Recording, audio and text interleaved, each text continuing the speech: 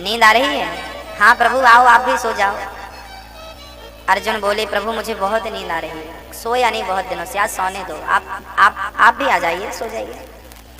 भगवान कैसे समझाएं कि तेरे सिर पर काल मंडरा रहा है, तू सो मत, उठ। भगवान ने पांचों पांडवों को सोते से उठाया, उठो, और अपने जहां उनका शिविर था, वो जहां उनका बिस्तर था, भगवान अपने शिविर में ले जाकर पांडवों को सुला देते हैं। क्योंकि भगवान को पता था ना कि अश्वत्थामा पांडवों को मारने आ रहा है, रात के सोते समय मारने का प्लान है।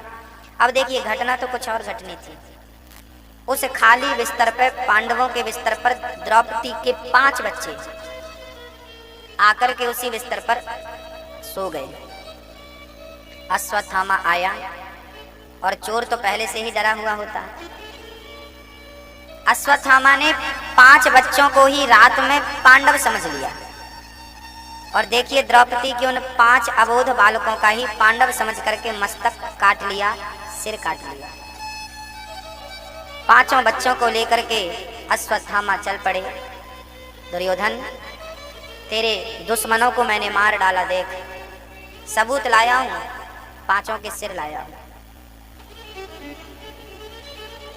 देखा गया, दुर्योधन ने ध्यान से देखा, मित्र ये पांडव नहीं, ये तो पांडवों के पुत्र हैं, तुमने अनर्थ कर डाला, तुमने हमारे वंश को ही नष्ट कर दिया।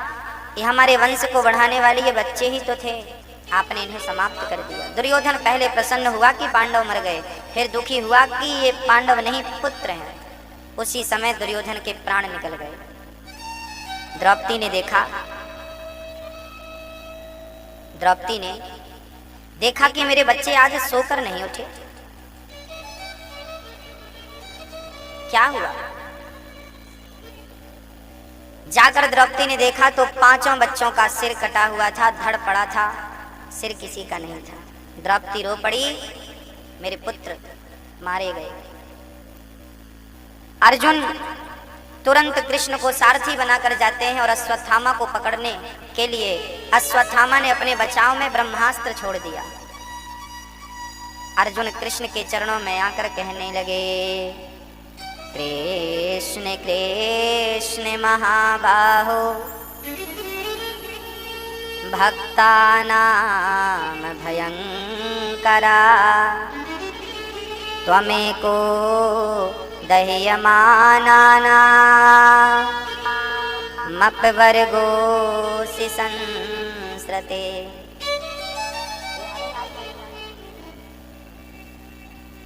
मपवर्गोऽसि संस्रते। चरणों में गिर पड़े अर्जुन, प्रभु देखो इसने मुझे मारने के लिए ब्रह्मास्त्र छोड़ दिया है, मैं आपके पास आऊं, इसके सिवा मेरे पास चारा कुछ नहीं है। अर्जुन के जीवन में जब जब संकट आया है तो बिना देर लगाए वो कृष्ण की शरण में चले गए हैं। बस हमारे जीवन में भी यही हो जाए कि हम भगवान की शरण में ही रहें और उनके सिवा अपना हितैषी किसी को समझे ही ना, माने ही ना। चरणों में गिर पड़े। भगवान ने कहा कि चिंता ना करो अर्जुन, अब ब्रह्मास्त्र तुम भी चलाओ। अर्जुन ने जब ब्रह्मास्त्र चलाया, दोनों ब्रह्मास्त्र आपस में टकराए, पृथ्वी डगमग डगमग डगमग डगमग डोलने लगी।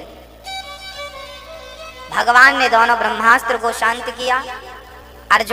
अर्जुन ने अश्वत्थामा के केस पकड़े और लाकर के द्रौपदी के समक्ष खड़ा कर दिया। द्रौपदी, आपके पुत्र का हत्यारा आपके सामने खड़ा है, जो सजा देना चाहती है उसे हत्यारे को दे दो। द्रौपदी के अंदर तो करुणा थी, दया थी। दया धर्म का मूल है, पाप मूल अभिमान। तुलसी दया न छोड़िए, जब तक घट में प्राण। दया धर्म का मूल है। द्रौपदी के 5 बच्चे मर गए और हत्यारे को अर्जुन ने खड़ा किया। द्रौपदी कहती है इसे छोड़ दो। अर्जुन बोले, द्रौपदी क्या तुझे से हत्यारे पर दया आ रही है? द्रौपदी बोली, दया मुझे इस पर नहीं, दया तो इसकी माँ पर आ रही है। क्या इसे मार देने से, क्या बदला ले लेने से क्या हमारे मरे हुए बच्चे जीवित हो जाएंगे? नहीं ना, नहीं। इसलिए, और ये तो हमारे गुरु जी के पुत्र हैं और गुरु पुत्र को मारना पाप है। द्रौपदी बोली कि मेरे बेटे मर गए पर मेरे लिए मेरा सहारा मेरे पति तो हैं, सहारा बनकर खड़े हैं। यदि आपने अश्वत्थामा को मार दिया तो अश्वत्थामा के पिता पहले ही मर चुके हैं। इसकी माँ तो अनाथ हो जाएगी, क्योंकि इसकी माँ की सेवा करने के लिए केवल एक ही पुत्र है, अश्वत्थामा। इसे मत मारिए प्राणनाथ। द्रौपदी चरणों में गिर पड़ी। भगवान कृष्ण बहुत खुश हुए। वाह द्रौपदी, जिसके 5 बच्चे मर गए हों और हत्यारा सामने खड़ा हो, द्रौपदी उस हत्यारे को बचाने की बात कर रही है। अब बताइए किस प्रकार की दया है। हमारे शास्त्रों ने, हमारे ग्रंथों ने, हमारे सनातन धर्म ने हमको दया करना सिखाया है। कितना भी बड़ा अपराधी हो, हमें उस अपराधी को क्षमा कर देना चाहिए, है ना। पृथ्वीराज चौहान ने अपने दुश्मन को कई बार क्षमा किया था। एक बार पृथ्वीराज चौहान को जब दुश्मन ने पकड़ा, सुल्तान को, सुल्तान ने पकड़ लिया, पृथ्वीराज जी बोले कि सुल्तान, हमने तुझे कई बार छोड़ा है, क्योंकि हमारे धर्म में क्षमा करना लिखा है। हमने तुम्हें कई बार छोड़ा है, मौका दिया है, अवसर दिया है सुधरने का, बदलने का, सीखने का। तुमने हमें पीछे से आकर पकड़ लिया, अब तुम हमें कम से कम एक बार तो छोड़ो, एक मौका तो दो। सुल्तान ने कहा कि तुम हिंदुओं को दया करना सिखाया गया है, पर हम मुसलमानों को दया करना नहीं सिखाया गया। हमारे धर्म में कोई दया नहीं, किसी के लिए दया नहीं, हम नहीं छोड़ेंगे। और हुआ क्या? पृथ्वीराज चौहान की सुल्तान ने आंख फोड़ दी, हाथ में धनुष बाण दे दिया, कहा कि तुम शब्द भेदी बाण जानते हो, ये 7 घंटे टंगे हैं, जरा इन पर एक बाण से जरा छेद करके दिखाओ। तभी पृथ्वीराज चौहान के मंत्री भी वहीं पर थे। मंत्री ने कहा था, 4 बांस 24 गज अंगुल अष्ट प्रमाण, ताऊ पर सुल्तान है, मत चूको चौहान। चंद्रवरदाई ने कहा था, 4 बांस 24 गज अंगुल अष्ट प्रमाण, ता ऊपर सुल्तान है, मत चूको चौहान। और जो पृथ्वीराज चौहान ने आंख नहीं थी, शब्द भेदी बाण या तो दशरथ के पास या तो पृथ्वीराज चौहान के पास था, और जो बाण मारा दुश्मन को मार डाला। पृथ्वीराज चौहान ने कई बार क्षमा किया था, पर दुश्मन नहीं माना, तो परिणाम क्या हुआ? फिर मारना पड़ा। हमारे ग्रंथों ने हमें सिखाया है दया करना। अर्जुन बोले, प्रभु क्या करें हम इस हत्यारे के साथ? भगवान बोले, ब्रह्मबंधुर्न हन्तव्य आतताई बधारण, बद्मयैवो भयमाम्नातं परिपाह्यनुशासनम्। भगवान ने कहा, अर्जुन ब्राह्मण को कभी मारना नहीं चाहिए, आताताई को कभी छोड़ना नहीं चाहिए, इसलिए मारो भी मत, छोड़ो भी मत, और मार भी दो और छोड़ भी दो, दोनों काम करो। अब अर्जुन कोई साधारण तो थे नहीं, गीता के ज्ञानी थे, वो गीता सुन चुके थे। भगवान ने कहा था कि अपने से बड़ों का अपमान कर देना, तिरस्कार कर देना ही उन्हें मार देने के बराबर होता है। आपने अपने से बड़ों का अपमान कर दिया, उन्हें आपने मार दिया। लाठी से मारने की जरूरत नहीं पड़ती, बस अपमान भरे शब्द ही बहुत हैं किसी की जान लेने के लिए। अश्वत्थामा के सिर पर मणि थी, वो मणि छीन कर अर्जुन ने नगर से अश्वत्थामा को निकाल दिया, पर अश्वत्थामा के अंदर की जो आग थी ना बदले की, वो अभी बुझी कहाँ थी। अश्वत्थामा ने उत्तरा के गर्भ को नष्ट करने के लिए ब्रह्मास्त्र चला दिया। उत्तरा गर्भवती थी, अभिमन्यु का गर्भ पेट में पल रहा था। अभिमन्यु तो महाभारत में मर चुके थे। उस उत्तरा के गर्भ को नष्ट करने अश्वत्थामा ने ब्रह्मास्त्र चलाया। उत्तरा ने देखा कि यह शक्तिपुंज मेरी ओर मेरे पुत्र को नष्ट करने आ रहा है। उत्तरा जाकर श्री कृष्ण के चरणों में गिर पड़ी और कहने लगी, पाहि पाहि महायोगिन देव देव जगत्पते, नान्यं त्वद्भयं पश्ये यत्र मृत्युः परस्परम्।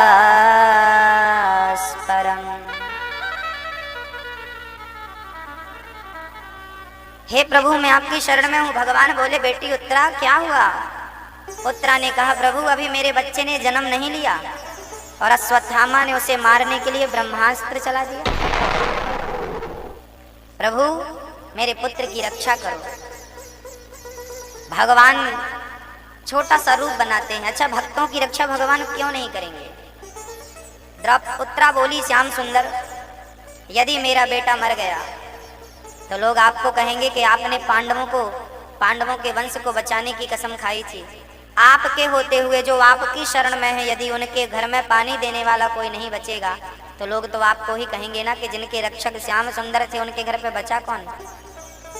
पापी के घर पे पानी देने वाला नहीं बचे, ये बात तो समझ में आती है, पर जो धर्म से जुड़ा है उसके घर नष्ट हो जाए ये बात समझ में नहीं आती।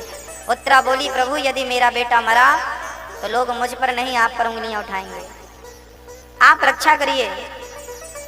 अच्छा, भगवान कभी गर्भ में जाते नहीं हैं, पर भक्त के लिए आज गर्भ में भगवान चले गए। उत्तरा के गर्भ में जाकर और भगवान ने उस गर्भ के शिशु की रक्षा करी। गर्भ को नरक कहा गया है, फिर भी भगवान अपने भक्त के लिए जाने को तैयार है। भगवान प्रकट होते हैं, कभी गर्भ में नहीं जाते। भय प्रगट कृपाला दीन दयाला। भगवान जन्म नहीं लेते हमारी और आपकी तरह, भगवान तो प्रकट होते हैं। भगवान प्रकट होते हैं। आज उत्तरा के गर्भ में जाने के लिए भगवान ने, उत्तरा के बच्चे को बचाने के लिए भगवान ने गर्भ में जाना भी स्वीकार कर लिया। भक्त के लिए भगवान कुछ भी करने को तैयार हैं। इस समाधान की ओर हम पहुंचे, सब कुछ करने को तैयार है, सब कुछ। भगवान ने उत्तरा के गर्भ की रक्षा करी, नन्हा सा रूप बनाया, उत्तरा के गर्भ में प्रवेश कर गए, सुदर्शनास्त्र से ब्रह्मास्त्र को खंडित किया और अश्वत्थामा को पकड़कर भगवान ने दंडित किया कि आपने बच्चे को मारना चाहा है, जाओ मैं आपको सजा देता हूं, आप अमर हो जाओ। उत्तरा बोली, प्रभु दुनिया के लोग सजा देते हैं तो मृत्यु दंड देते हैं, आप सजा दे रहे हैं तो कह रहे हैं जाओ अश्वत्थामा तुम अमर हो जाओ, ये कैसी सजा है? भगवान बोले, इसने गर्भ के बच्चे को नष्ट करना चाहा है, मैं इसे ऐसी सजा दूंगा जो आने वाली लाखों पीढ़ियां इस सजा को याद रखें। प्रभु ये कैसी सजा है? भगवान बोले, से प्यास लगेगी पर पानी नहीं पी सकेगा, भूख लगेगी पर भोजन नहीं कर सकेगा, ऐसे ये अमर रहेगा। आज भी मां नर्मदा के किनारे मध्य प्रदेश में बुरहानपुर एक शहर है, उस जंगल में आज भी अश्वत्थामा को देखा जाता है। एक शिव जी का मंदिर है, वहां पर आज भी अश्वत्थामा शिव जी की पूजा करने आते हैं। अमर हैं कुछ लोग, अश्वत्थामा बलिर्व्यासो हनुमानश्च विभीषणः कृपा परशुरामश्च सप्ततैः चिरजीविता। 7 लोग अमर हैं, 8वें मार्कंडेय जी भी है, उनमें अश्वत्थामा है। भगवान ने उन्हें अमर कर दिया, ये उनकी सजा है। अच्छा, ईश्वर की सजा बड़ी विलक्षण है, वो हर पाप की सजा देते हैं पर थोड़ा देर लगती है। अब भगवान उत्तरा के गर्भ की रक्षा करते हैं और द्वारिका की ओर भगवान प्रस्थान करते हैं। द्वारिका जाने लगे, तभी कुंती बुआ हाथ जोड़कर आई और कुंती बुआ कहने लगी, कृष्णाय वासुदेवाय देवकी नंदनाय चा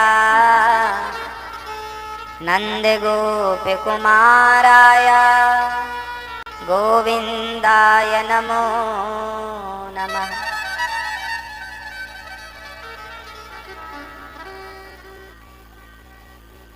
कुंती बुआ हाथ जोड़कर खड़ी हो गई। श्याम सुंदर, आज मैं आपकी स्तुति करना चाहती हूँ। हे गोविंद, हे नंदनंदन, हे कृष्ण, आज मैं आपसे कुछ मांगना चाहती हूँ। कन्हैया, क्या आप हमें देंगे? भगवान बोले, बुआ पहली बार आपने जीवन में हमसे कुछ मांगना चाहा है। बोलो क्या चाहती हो? क्या चाहती हो माँ?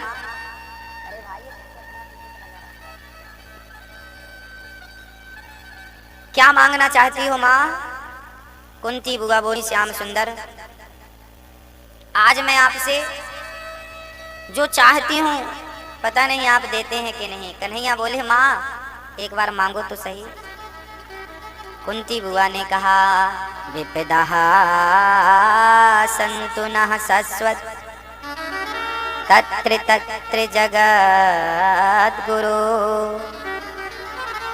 भवतो दर्शनं यत् स्यात् अपुनर्भव दर्शनम्। हे गोविंद, आज हम आपसे दुख मांगना चाहते हैं, कष्ट मांगना चाहते हैं। कन्हैया बोले, माँ क्या हो गया आपको? आप हमसे दुख क्यों मांग रही हो? कुंती बुआ ने कहा, गोविंद जीवन में जब जब सुख आया तब तब आप हमसे दूर चले गए, और जीवन में जब जब दुख आया आप हमारे करीब आ गए। ऐसे सुख का हम क्या करेंगे जिस सुख पे आपका ही दर्शन ना हो।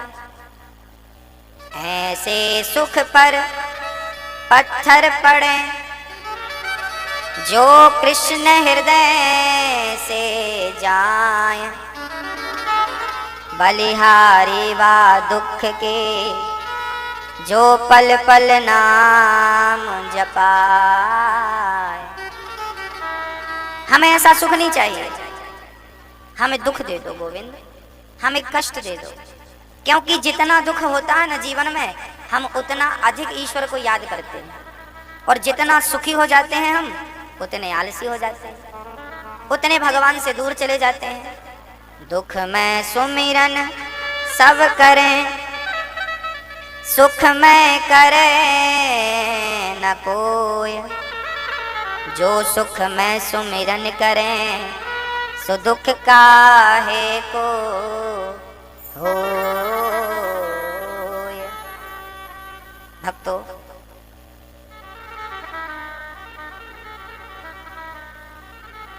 सुख पाकर के जब हम जब बहुत धनवान हो जाएं, हमारे पास बहुत संपत्ति आ जाए, हमारा कद और पद बढ़ जाए, तब यदि हमारे भीतर नम्रता आ गई, माना कि कोई धनवान है और धनवान होकर भी बहुत सरल है, सहज है, तब समझना कि इस पर ईश्वर की कृपा है। और जो धनवान होकर अकड़ने लगा, समझ लेना कि इस पर ईश्वर की कोई कृपा नहीं, इसका पतन जल्दी हो जाएगा, नाश जल्दी हो जाएगा।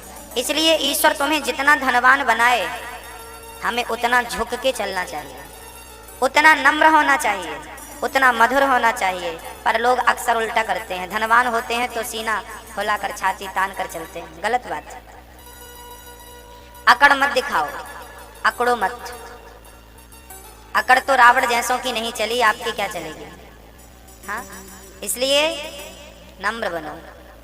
आम का वृक्ष जब फलों से भरता है ना, तो उसकी डालियां झुक जाती हैं, जबकि बबूल का पेड़ कभी झुकता नहीं है। मेरी माँ, मैया जी, ओ मैया, कभी झुकता है बबूल? क्यों नहीं झुकता? क्योंकि वो कांटों से भरा है।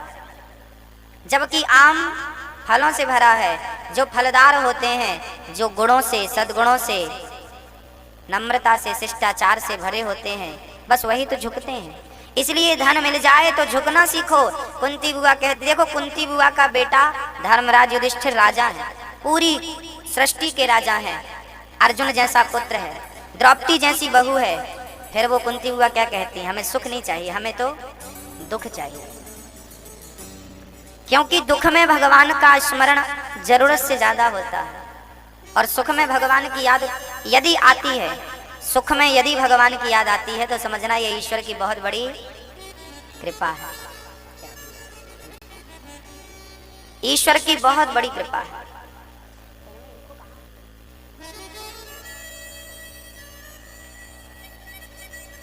कुंती बुआ बोली, श्याम सुंदर, लाक्षागृह में बंद करके कौरवों ने आग लगा दी थी। हमारी माताएं जो लाख की चूड़ियां पहनती हैं ना, उसका एक महल बनाया था कौरवों ने, उसमें बंद करके पांडवों को और आग लगा दी, आग लगा दी।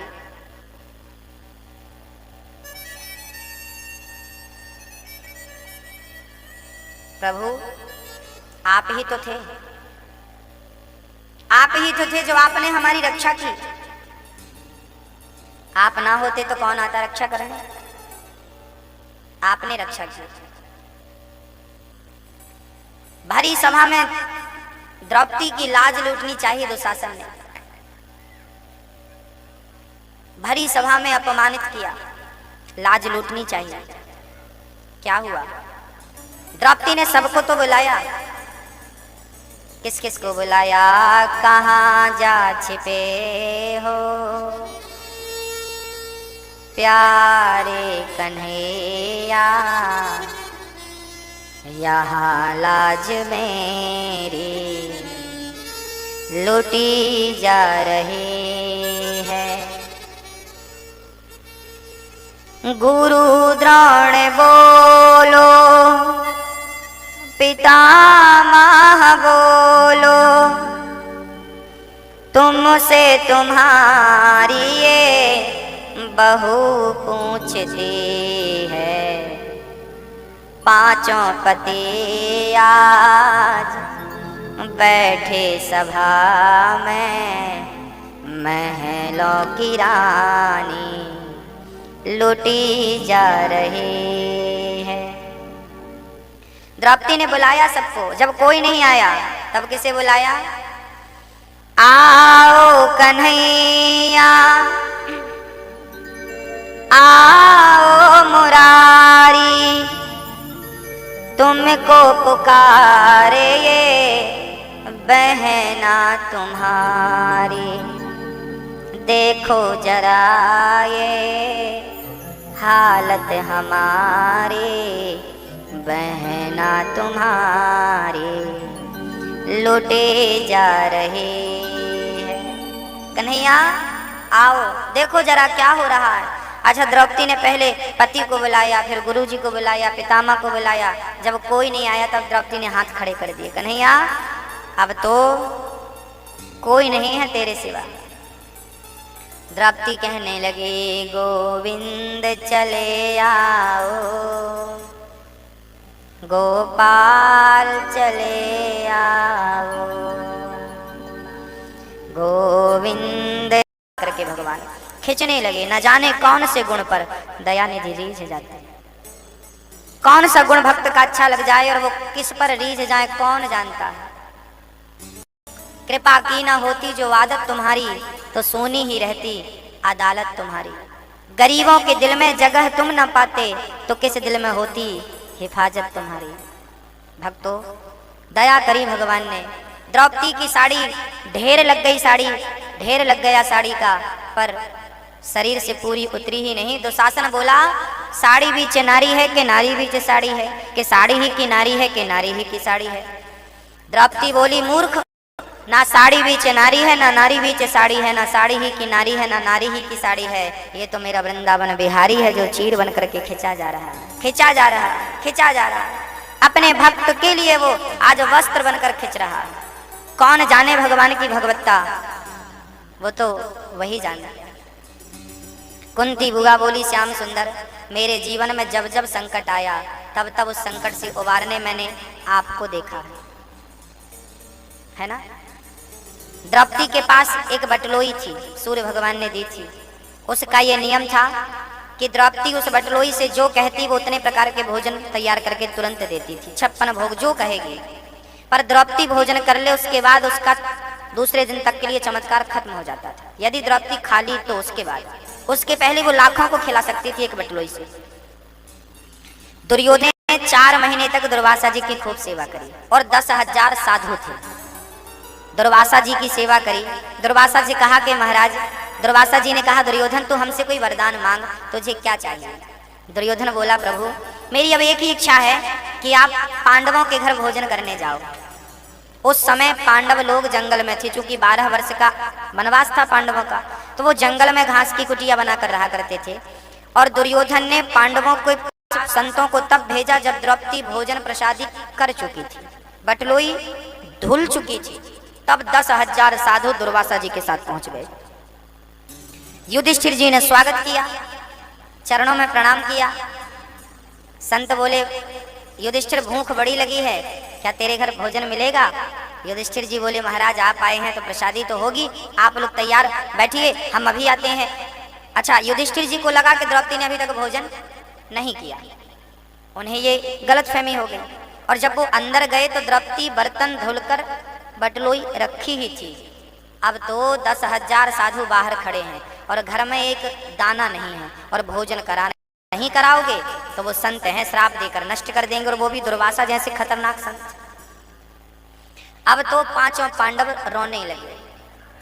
उन्होंने कहा, युधिष्ठिर जी ने कहा, अर्जुन जल्दी से लकड़ियां इकट्ठी करो। क्यों? बोले हम चिता में जल जाएंगे 6 के 6 सारे। अब अर्जुन लकड़ी इकट्ठी करने लगे। सचमुच क्या भाई संतों के श्राप से मरो, उससे अच्छा है कि आग में यूं ही जल के मर जाओ। पांचों पांडव लकड़ी समेटने लगे, मरने की तैयारी करने लगे। द्रौपदी को याद आई कि मेरे कृष्ण कब काम आएंगे। उन्होंने दोनों हाथ पुनः उठाए और कहा, द्वारिकाधीश मेरे घर एक दाना नहीं है अन्न का, और 10,000 साधु खड़े हैं, इन्हें भोजन कराना है। अब लाज आपके हाथ में, या तो हमें हमारे परिवार को श्राप दिलाकर नष्ट कर दो, या तो भोजन की व्यवस्था करके हमें इस संकट से पार लगा दो। द्रौपदी ने हाथ उठाए, प्रार्थना करी, गोविंद हारे के सहारे तो आप ही हैं, कौन है मैं किसके दर पे जाऊं? दुनिया के लोगों से क्या मांगना भक्तों, दुनिया के लोग हाथ खड़े कर देते हैं। मांगना है ना तो गोविंद से मांगना, क्योंकि उनसे बड़ा दाता और मुझ जैसा भिखारी, मेरे जैसा कोई भिखारी दुनिया में है ही नहीं, और मेरे कृष्ण जैसा दाता इस दुनिया में पैदा ही नहीं हुआ। दाता एक राम, भिखारी सारी दुनिया, राम एक देवता, पुजारी सारी दुनिया। द्रौपदी ने हाथ उठाकर पुकारा, गोविंद आओ। तभी भगवान श्री कृष्ण प्रकट हो गए। द्रौपदी क्या हुआ? बोले देखो पांचों पांडव आग लगाने को, जल के मरने को तैयार हैं। भगवान बोले क्यों, क्या हुआ हमें बताओ। प्रभु ये 10,000 संत खड़े हैं, अभी नदी स्नान करने गए हैं। वो सारे साधु बोले हम स्नान करके आ रहे हैं, तब तक तुम भोजन तैयार करना। वो स्नान करने गए हैं और वो अभी आएंगे, भोजन मांगेंगे। घर पे एक दाना नहीं है, मैं क्या खिलाऊं प्रभु? मैंने बटलोई साफ कर ली, अब बताओ क्या खिलाऊं? भगवान बोले तो अपनी बटलोई लाओ। द्रौपदी ने वो धुली हुई बटलोई दी भगवान को, तो उस बटलोई को भगवान ने गौर से देखा तो एक साग का पत्ता चिपका था। उस साग के पत्ते को भगवान ने निकाला और उसे अपने मुंह में रख लिया, और भगवान उसे मुंह में रखते हैं, और जैसे ही भगवान के पेट में वो पत्ता जाता है, पूरी सृष्टि के लोगों को, चींटी से लेकर हाथी तक के लोगों का भगवान सबका पेट भर देते हैं। अपने आप सबका पेट भर गया। अब वो साधु संत जो स्नान कर रहे थे, वो सब स्नान करते करते उनको डकार आने लगे। उनको लगा भाई पेट तो भर गया, कैसे भर गया राम जाने। अब उन साधुओं को लगा, दुर्वासा जी को, कि यदि हम अब गए और हमने कह दिया कि हमारा पेट भर गया, हम कुछ नहीं खाएंगे, तो भीम बहुत मारेगा, कहेगा इतना भोजन वेस्ट कर दिया आपने, बर्बाद कर दिया। तो साधु संतों ने क्या किया, नदी के किनारे किनारे छिप छिप के भाग गए, आए ही नहीं। सबका पेट भर गया, उन 10,000 साधुओं का ही नहीं, चींटी से लेके हाथी तक का। भगवान जब खाते हैं सबका पेट भर जाता, बिना खाए। ये महाभारत की घटना है। जब जब संकट आया द्रौपदी के, जब जब जीवन में संकट आया पांडवों के, तब तब भगवान आए। अब ऐसे भगवान को भला कौन छोड़ सकता है? ऐसे भगवान को कौन छोड़ेगा? ऐसे भगवान का नाम कौन नहीं लेगा? जो नहीं लेगा वो अधम होगा, पापी होगा।